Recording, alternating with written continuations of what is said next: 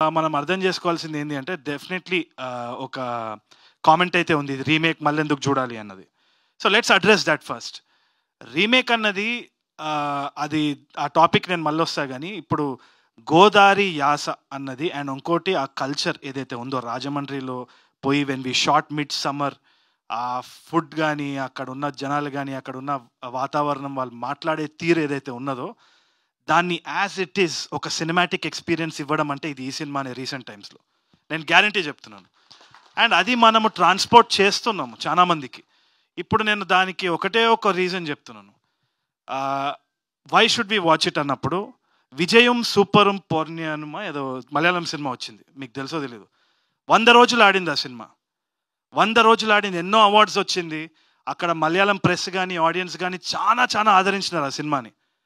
అది పెళ్లి చూపులు రీమేక్. సో ఒకటే చెప్తున్నా, ఇట్ డస్ నాట్ మ్యాటర్.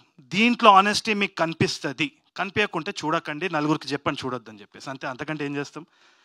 కొత్త టెక్నీషియన్స్ వచ్చినారు, we wanted to take a risk. దీంట్లో జెన్యున్గా ఎవరికి they came out of love, ఆ సినిమా అంటే ఇష్టము, ఈ క్యారెక్టర్ చేయాలని ఒక ప్యాషన్, అంతకు తప్పితే ఎటువంటి వేరే ఆలోచన లేకుండా. సృజన్కి కావాలంటే వేరే ఎవరో హీరో డేట్స్ తీసుకొని ఏదో ఒకటి చేయొచ్చు ప్రాఫిటబుల్గా, అంటే ఆన్ ద టేబుల్ ప్రాఫిట్స్ గురించి మాట్లాడుతున్నా.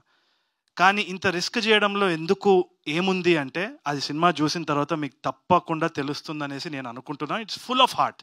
సో తప్పు జరిగే సమస్య లేదని నేను అనుకుంటున్నా.